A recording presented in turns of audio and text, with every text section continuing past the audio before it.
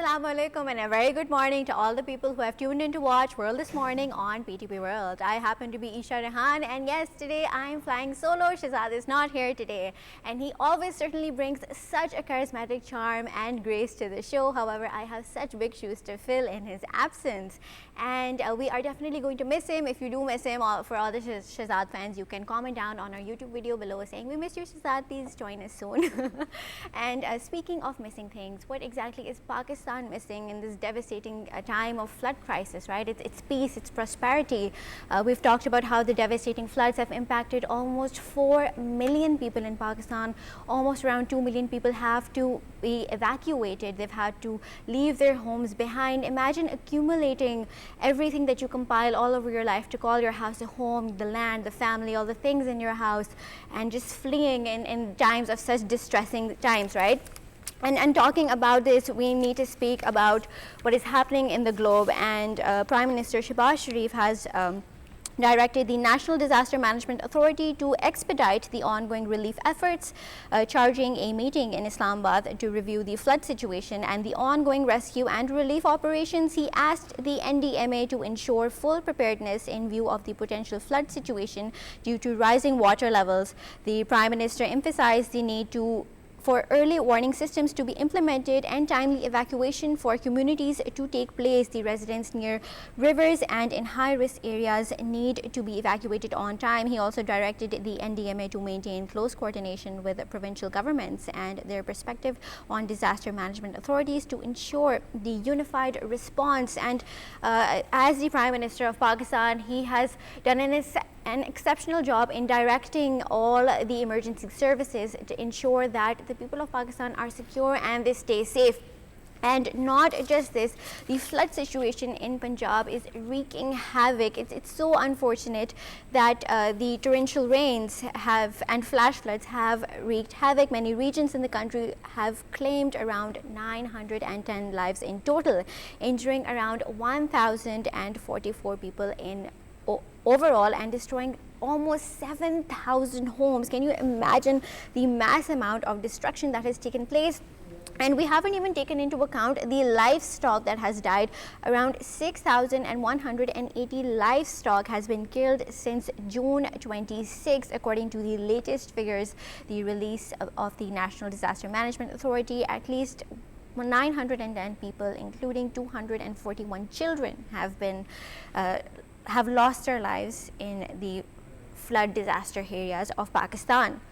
Flash floods have caused a widespread devastation in most areas of the country, with Balochistan reporting 26 fatalities, including 16 children, 6 men and 4 women.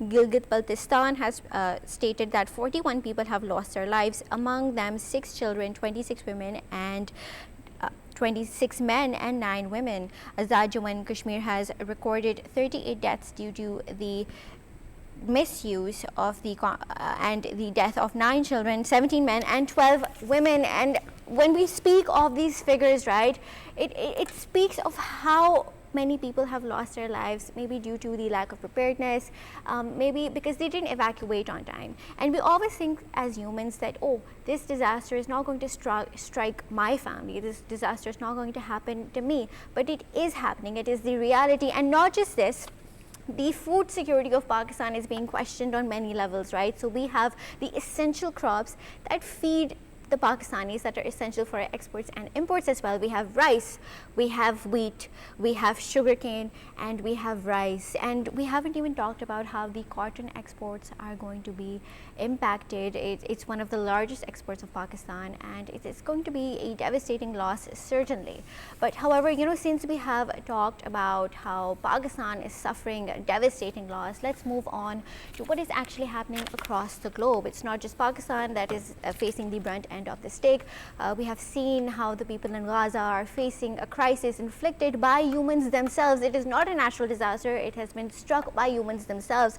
And let's dive into the news More than 1,300 members of the global film industry, including Oscar, BAFTA, Emmy, and the Cannes Awards winners, have signed a pledge refusing to collaborate with Israeli film institutes. They say they are complicit in genocide and operated against the Palestinian people. In a statement signed by hundreds of filmmakers, actors, and the film industry workers and institutions, they said they recognize the power of cinema to shape the perception and pledged not to work with the Israeli film institutions.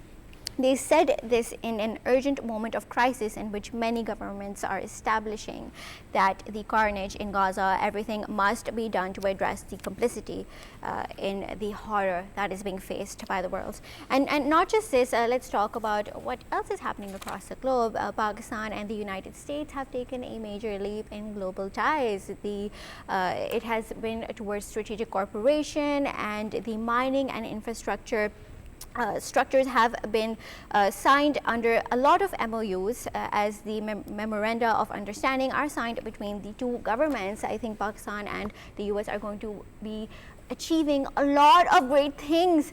The mining sector is definitely untapped, and with the help of the United States, we're going to tap into these resources. Pakistan is going to flourish, and it's going to allow global prosperity to occur as well. And we hope that everything unfolds in a very positive way, and we're looking forward to that.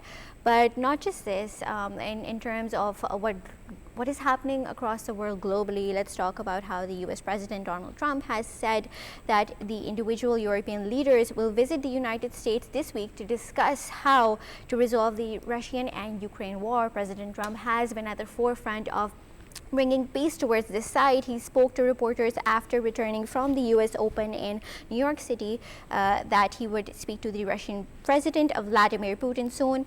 And Trump said he was not happy about the status of the Russian-Ukraine war after reporters asked him about a massive Russian air assault overnight on Sunday at the Ukrainian airport. And officials say that he set the manned government building in the Kyiv on fire, and that sounds very, very horrendous.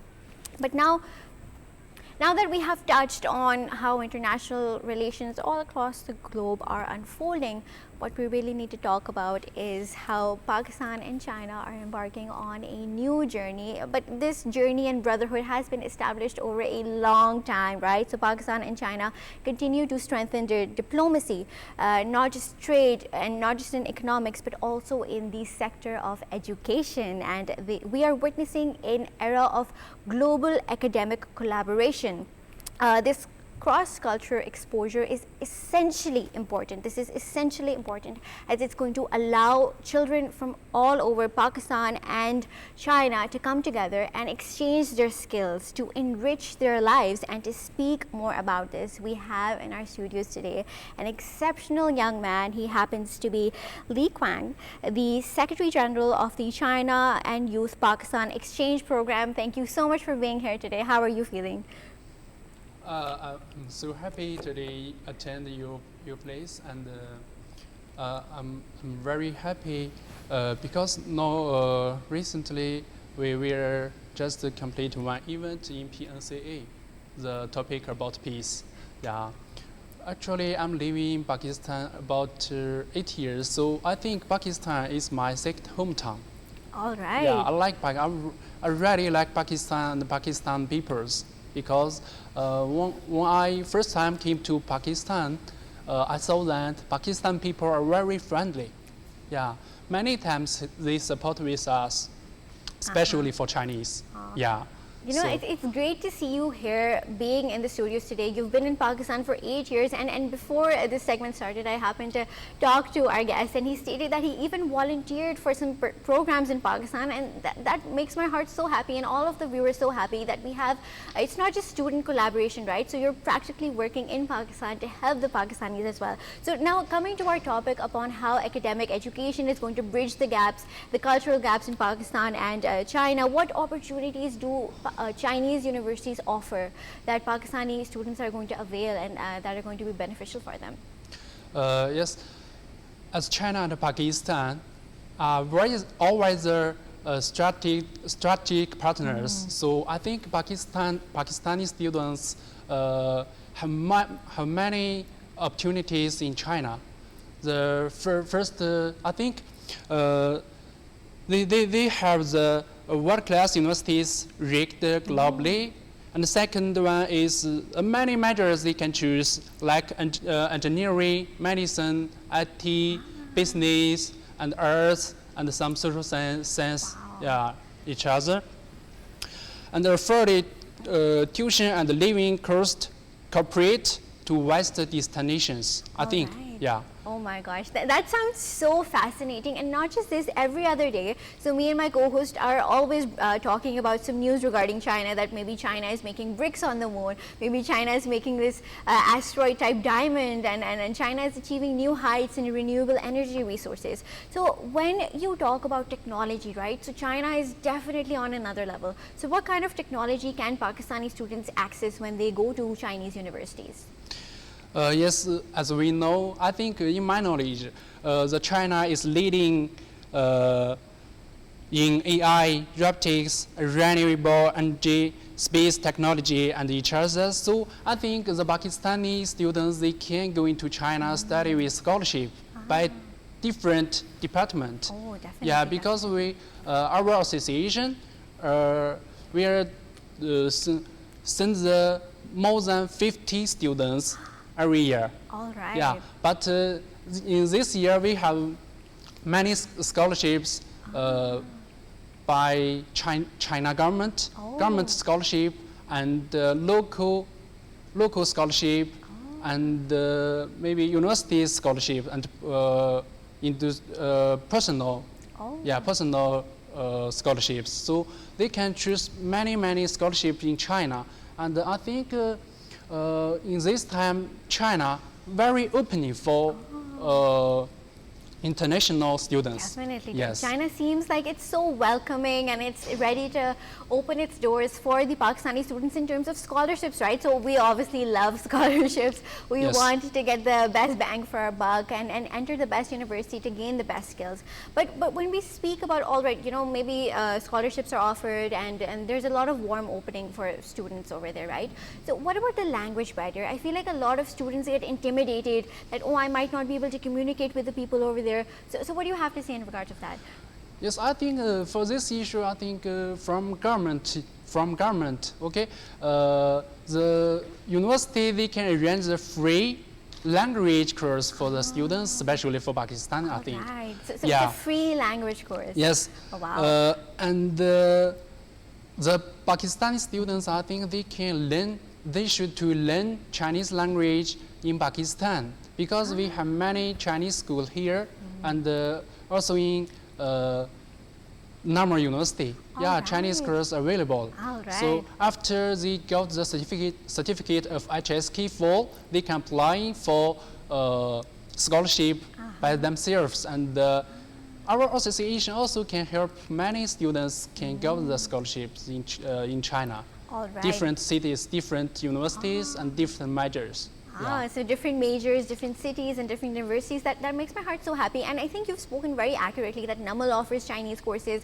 And when I was in university, I remember in my last semester, our student counselor told us that we could avail free Chinese learning classes as well, right? So and when for all the students who want to go to China and might feel intimidated that, oh, there might be a language barrier, please make sure that our guest has stated that the Chinese universities offer free Chinese learning classes, right? So you can avail those, and there will be no cultural barrier, there will be no language barrier, and that makes us really, really happy. Now speaking of, all right, you know, people go there, they study. So how do you think after learning those skill set, they develop into professionals? How can the Chinese education system help Pakistani students become more professional in practical life? Yes, as we know, last 10 years, the CPIC project, it's very famous in the world. So I think the students, they can complete the degree in China, then come back to Pakistan. Different companies, they require many students with languages, both Chinese and Urdu language, English. So after degree completed, they can come back and find a good job in local area, different companies, and the Chinese language perfect so opens up access to one of the largest economic of the world, like China. So I think they have many chance opportunities. Yes. Definitely, China is one of the biggest economic hubs of the world. Yeah, one of the biggest. Yeah. Exactly, and just speak like I said, me and my co-host would always discuss how China is definitely on a different level in robotics, in economics, and engineering, and just achieving new things. It's just so fascinating. So anyone who does get a chance to go to China, I think you're going to be very blessed in terms of receiving the knowledge that we do not have access to. Yeah. And speaking of this, all right, you know, okay, the students are gone there, they're learning, but one thing that always tests the limits of Pakistanis, and it becomes an issue for us, and that is halal food, right? So for travelers and students, how important it is pretty important to access halal food. So do you think there is accessibility for that? Yeah, recently years, many Islamic students, they are coming to China for study and traveling. So a lot of universities, they support the halal restaurant for international students. All right. Yeah. So and in this time, I think a lot of halal restaurant around the universities. So the students, they have many chance to check and taste the different dishes from different area in China. All right. So it's very That good. sounds Yeah. so good, because Chinese food is so delicious. Yes, we yes. definitely love to eat the Pakistani version of Chinese food. And so for all the people watching, now you have no excuse, right? So you have scholarships available to you. You have halal food available to you, and now the cultural barrier and the the language barrier has been eradicated as well with the free Chinese language courses. So you have no excuse to stop your education journey to China. And just to wrap this up, I want to ask our guest, how has your stay in Pakistan been, and what would you say that the cultural exchange between Pakistani students and Chinese students, how is it going to help the global perspective and just overall bringing positivity between these two countries? Okay, in my knowledge, I think Pakistan has long history, same like China. So the difference is the China history is more long than Pakistan. But I think the culture a lot of culture is same, because in China we have the Muslim people also, so as well. The culture is same. So I think this is not many issue between two countries. Yeah, because we are friendship countries, and the diplomatic since this year is 74 years. Next year will be 75th. So I think the culture between two countries, I think, in my knowledge, I think because the Pakistani history, I was learned in university for Pakistani studies. I remember one poem that about peace. Yeah, about peace, because we are really do some charity work in different countries like Gaza issues, and Pakistan definitely, also. Definitely. Yes. Definitely, and seeing here a young man who has contributed to the livelihood, to the benefits of Pakistan, right? Being here in studios today, telling us about how China is welcoming Pakistani students has been such an exceptional element for us to broadcast on this live TV, right? So all the people watching in the 48 different countries are going to know how welcoming China is and how the cultural collaborations are going to be taking place between us. And I'm pretty sure you are going to be receiving a lot of students' applications after this segment. So thank you so much for joining us, and thank you for being here today. It was lovely having you in our studios. And speaking of, you know, China developing a lot of different things, we're going to dive into some news after this short break that we take. So stay tuned with us, and goodbye.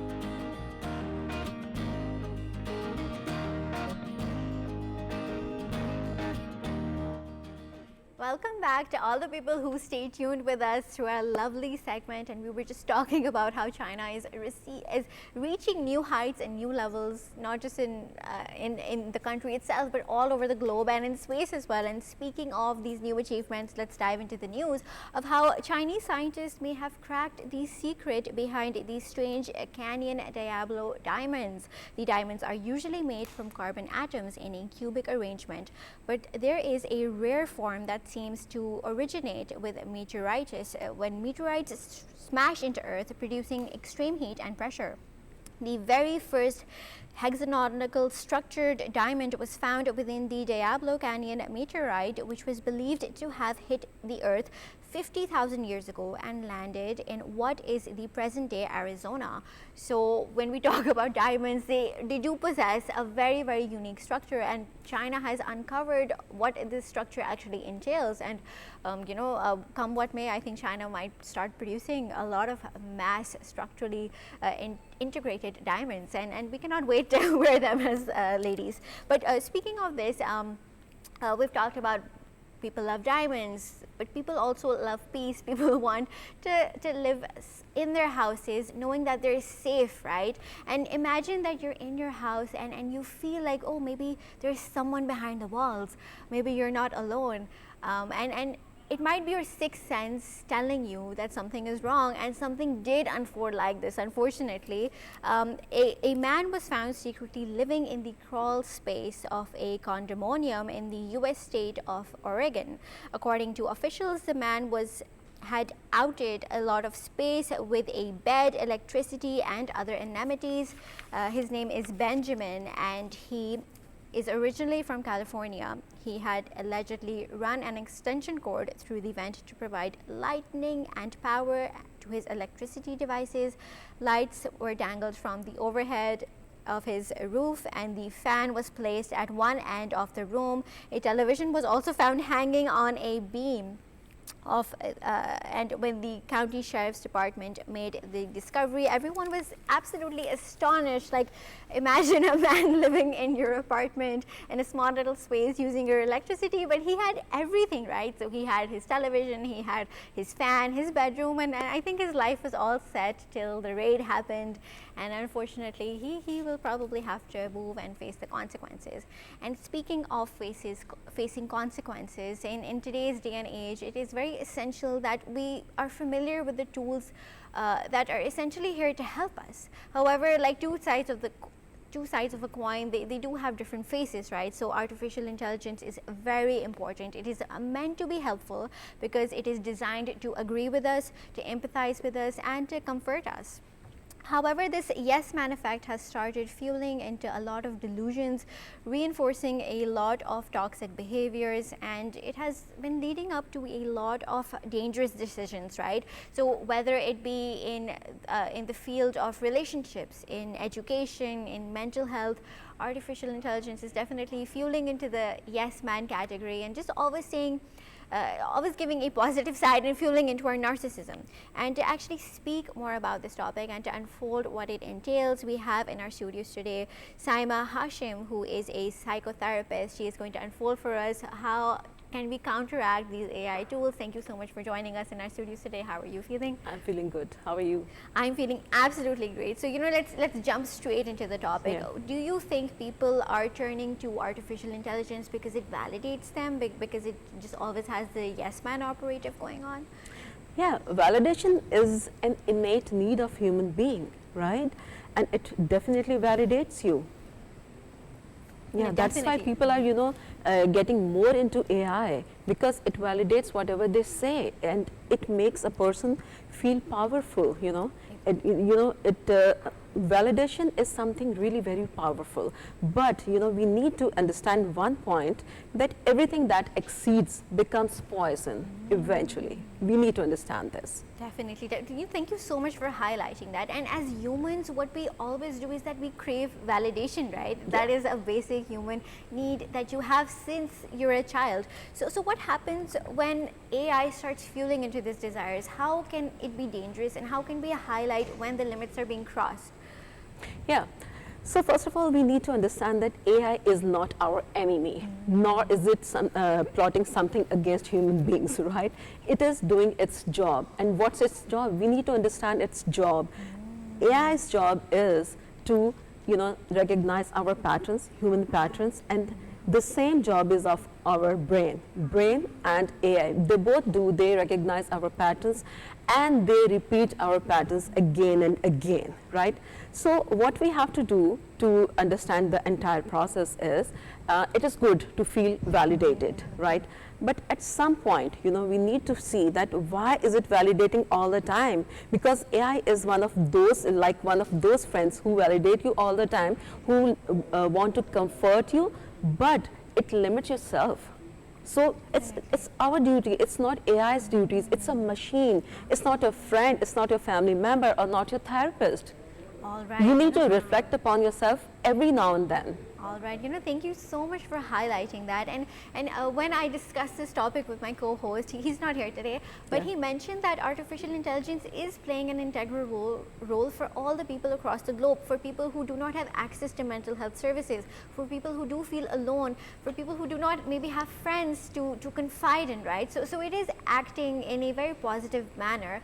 But when do we know that the limits are being crossed? When do we know when we're entering into a dangerous territory, right? So when we talk in terms of mental health services, right, when you talk to a professional psychiatrist or a psychotherapist, you know that you're getting a human element to what you're feeling. Artificial intelligence is, like we say, artificial intelligence it's just a machine, it's just an algorithm. So do you think it can actually help resolve issues? Do you think it can actually help people reach the right conclusions? Yeah, so there are two things. When you said limits, whose limits? My limits or AI's limit? AI has no limits, it's limitless. So I have to set my limits, my boundaries, where I have to stop, and how much and how to use AI. AI is a wonderful tool, but we should know how much to use it. This is a very important point. And next, what you asked, what was the question? All right, the next question was that how do we know that artificial intelligence is actually going to help us achieve the right the right perspective, right? So, so is it psychiatrists often, because they're humans, they offer a very humanistic element to the inputs that they're offering, right? Maybe the discussion won't be so one-sided regarding, maybe try to empathize with the other person. But when I confide in ChatGPT, it always tells me that I am right. So what do you have to say about that? We need to compartmentalize everything regarding AI. We can do our homework, like for students. We need to, we can, design some emails, some presentations with the help of AI, or any official work. How can I expect AI to be my therapist or my friend? Is it AI's fault or my fault? It's a machine. It's a programmed machine after all. So this is my responsibility to take care of myself, of my mental health and my physical health as well, Why would I ask something like that, should I break this relationship? Should I go into this relationship? Should I eat this? Should I eat that? It will say yes, because what AI does, how it functions, it just recognizes your patterns, your likes, your dislikes, whatever you see on social media, your likes, your every hit, even where you pause on, it is in the record of AI, and it keeps on repeating the same things. It's like you have a book and AI is repeating one specific chapter again and again, but that chapter, you like that chapter. It's not that AI likes it. AI has picked up that thing. It definitely has. And speaking of artificial intelligence, let's talk about algorithms, right? Yes. So let's just say that I do not like dogs, okay? Yes. So I might like a few soft memes on my Instagram page or Facebook page, and then slowly I'm going to start getting maybe influencers who might like cats more than dogs, and I might start getting references to YouTubers and maybe podcasts who have the same views as mine. So what artificial intelligence and these tools basically do is that they fuel in what you believe in, right? So they feed into your delusions. And speaking of this, it's creating a big divide in relationships as well, right? So when you talk about couples, maybe the females have one perspective, the male has one perspective.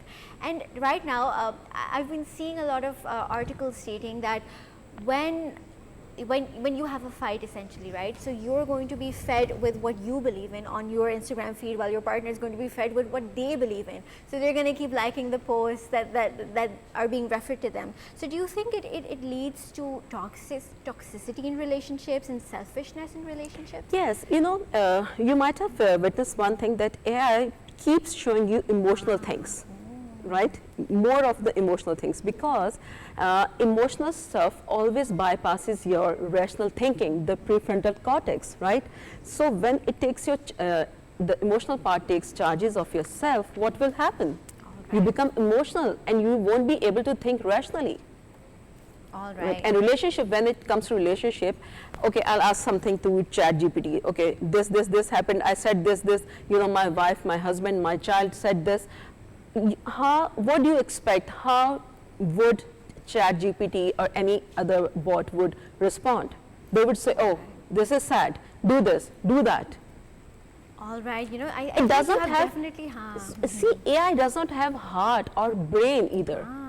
It is just a machine. It sees your patterns and they keep on repeating that. All right, you know, I think you've highlighted that. You've definitely hit the point on that, and you've highlighted how we are in a dangerous territory of basically it's self-inflicted, right? So the deeper you dive into this hole, the deeper it's going to be, the harder it's going to be to dig out of it. And just to speak more about this, what do you think the future entails, right? So you have a whole generation that is now relied on screens, that is attached to screens, and now it's going to be attached to their AI assistants and their chatbots, and now we're probably going to have real life robotic assistants as well. So what do you think about that? How is it going to impact the future? We need to talk more and more about the benefits and drawbacks of AI, right? First of all.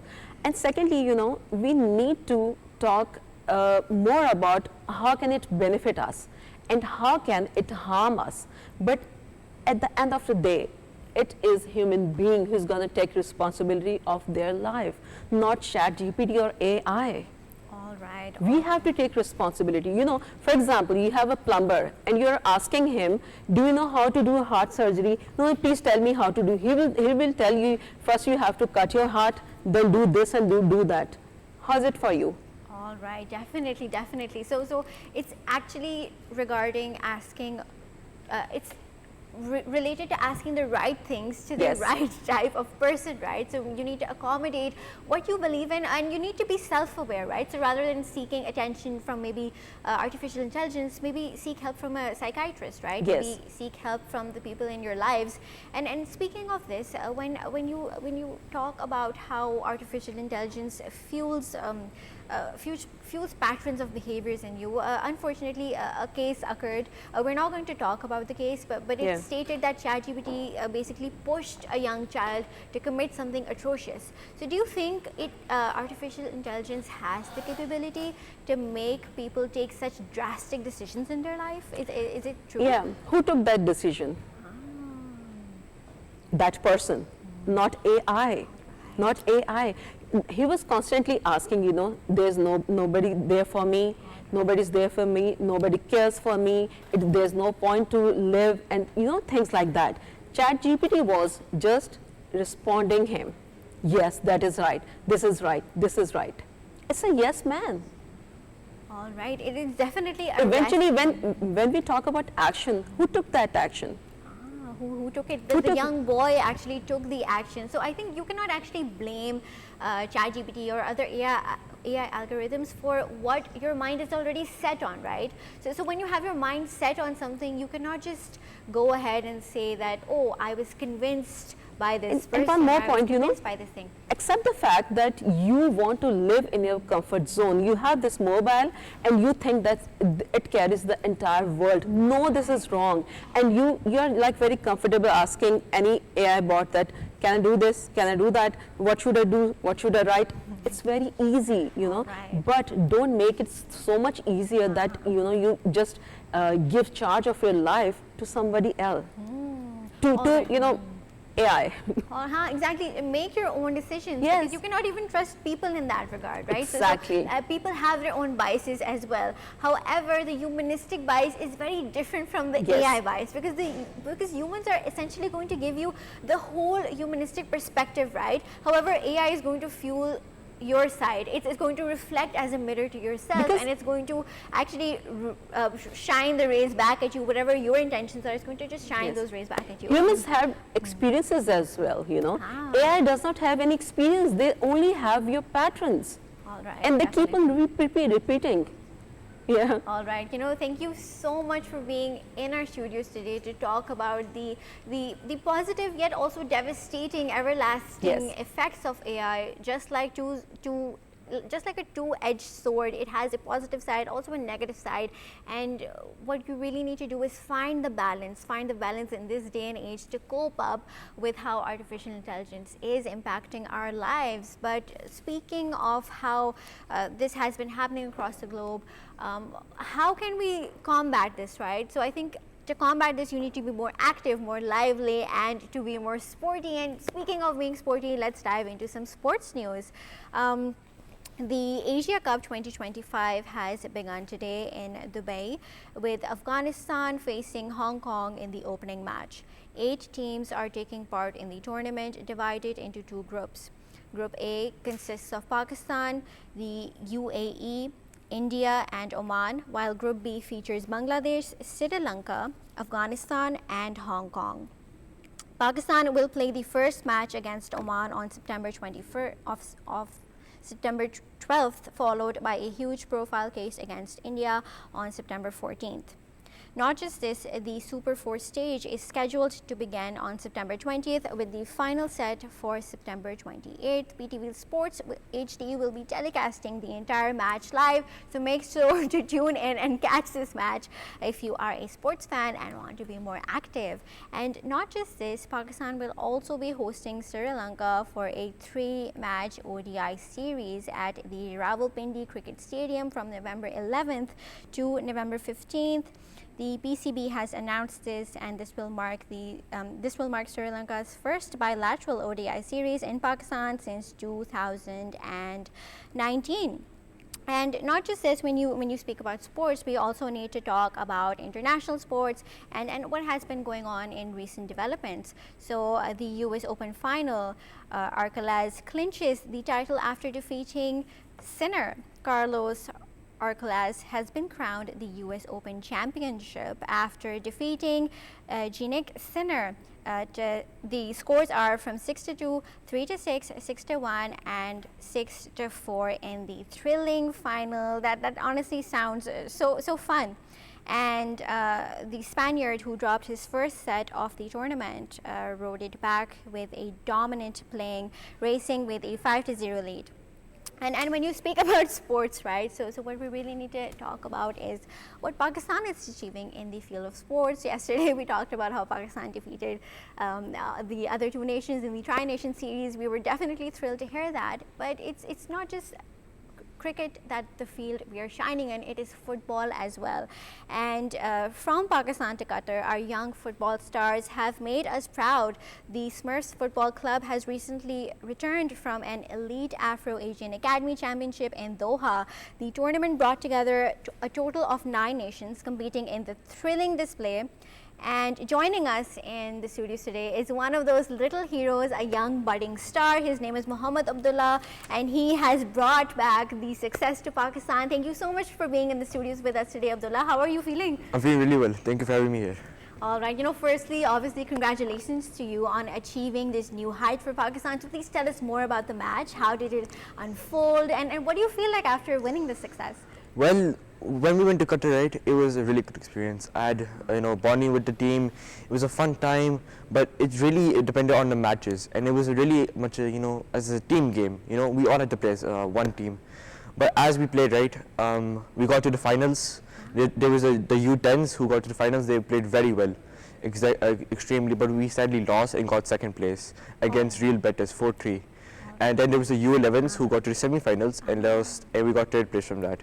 We lost, I think, 2-0, but we played really well. and Oh it was my a really good time, I swear. That sounds so interesting, being such a young man and traveling to another country and experiencing this display of global affairs. Now, speaking of this, let me give a detailed breakdown so our audiences know. So, you guys came back with a lot of awards. So, the Best Goalkeeper Award, Most Promising Player Award, Best Team Award, and even the Best Coach Award. So how does it feel like to be part of a team that has achieved so much? It's not just you, but the whole team collaborating achieved so much. Please elaborate on that. Well, before this ever happened, right, we were training before Qatar Cup, and it was amazing playing under Hamza Wasti, the coach of Elites, and the founder HASHIM, amazing. Eesha, the goalkeeper who won the award, and all of those players, Shazan and Vogera, amazing. It was amazing to know them, get to bond with them, know them overall, you know, get to know them as a team and everybody. Amazing, wonderful. All right, you know, that sounds so exceptional. The whole team put in so much effort, which is why you can see the staggering amount of awards that they brought back home. But not just this, Hamza, the next question is going to be very personal, right? So you're a young kid, so you're probably studying as well. So how did you convince your parents that, oh, let me play in this team for a long time? And how do you actually balance training with studying? Oh, okay. Well, first of all, it wasn't my idea. Actually, it was my mom's idea who, you know, got me into Qatar Cup. But with studies as, you know, football, it's kind of, you know, different. But like with football and studies, there's also scholarships. You know, it's, like the Roots Ivy scholarship that had just happened recently. A few kids like Shayan and Vogera got into it, really good. And but how I balance studies with football is mainly, you know, I have football on the weekends, you know, Fridays, and I mainly have, you know, school on Monday, Tuesday, whatever. But, you know, I kind of balance it, you know, to keep it 50-50 at least. All right, you know, and that sounds so great. And what really sparks the debate over here is that every young boy watching is going to be very envious, right? Because I know a lot of my class fellows, maybe my younger cousins, young boys always have the craze of diving into football, right? So how did you convince your parents that, no, Mama, I can study alongside football, or maybe I want to pursue football professionally? Please tell us the secret of how you convinced your parents. Well, what I tried to do is I kind of took a longevity. First of all, what I did was, you know, get good grades over. I think I could get a better, you know, chance going into football and going professionally. But for now, I think the best thing for all the kids should do is try to focus on your studies. Also keep football and most of your other hobbies on the side as well. You know. All right. So I think that the right way to achieve this is by creating a balance. And I think what you really need to do is watch this interview with Hamza and convince your parents if you want to pursue football professionally. But speaking of playing football professionally, unfortunately, when we speak of Pakistan, it's not seen as a powerhouse, right? Maybe our focus is more on cricket, maybe hockey, volleyball. That's where most of the funding goes. So what do you have to say for all the young people who want to go in the field of football, and what have you experienced in this field right now? What do you think needs to be improved? What kind of attention does it need to be? What kind of attention needs to be given to football? Well, right now our football team is you know, starting to grow even further right now, because there's a lot of young talents in Pakistan who wants, you know, show the world what they can prove to their own country, their citizenship, and everything they can. So for now, what I think Pakistan should really do is mainly focus on the talents we have right now. We should focus on more funding, maybe more football grounds, and maybe promote football even more. But for now, I think everybody should, you know, at least get some, you know, get the basics of football, and then overall, maybe let's see soon, maybe Pakistan could go in the World Cup, who knows? Oh my God, that sounds so amazing and so fascinating. And just to wrap this up, let me just announce how the Pakistani team absolutely crushed the Qatari team. So the score was from 7-0, and then in under 16, and in the under 14 category, it was 8-0. So what clicked? What kind of team bonding happened before the match and during the match? Because football relies in a lot of team bonding, especially like relying on your partners and exchanging the balls and trusting them. So what kind of training activities did you participate in? Well, we mainly played 9-a-side before we went to Qatar, but we had to go play 7-a-side in the indoor ground because it was really hot in Qatar, really hot. And mainly, we should say thanks to Bahadur, RF, all those players, Fadel. They mainly helped us with the match and, you know, all other matches. But it was also a really team sport. You know, our defense was really good with Zaid, everybody like that, me as well, Rehan, and everybody was exceptional, I swear. It was such a how can I That say it? sounds so perfect, Abdullah, just how teammates bond. And just to wrap this up, I want to know, when you came back to Pakistan, how did you celebrate your victory? How do I celebrate? I got a layers cake and I slept. That's all. Yeah, we all love cake. I love cake, you love cake, and we all love cake. And I think that is the best way to wrap up this segment. Make sure to keep smiling and spreading smiles. A big thank you to all of the guests who took out their busy time, who came in the studios today and talked to us regarding our segments, how Pakistan is prospering in China, how we are excelling in the field of football, and how we need to be aware of artificial intelligence. Take that and ponder upon these thoughts. We will catch you tomorrow, and stay tuned with us throughout the week. Thank you so much, and goodbye.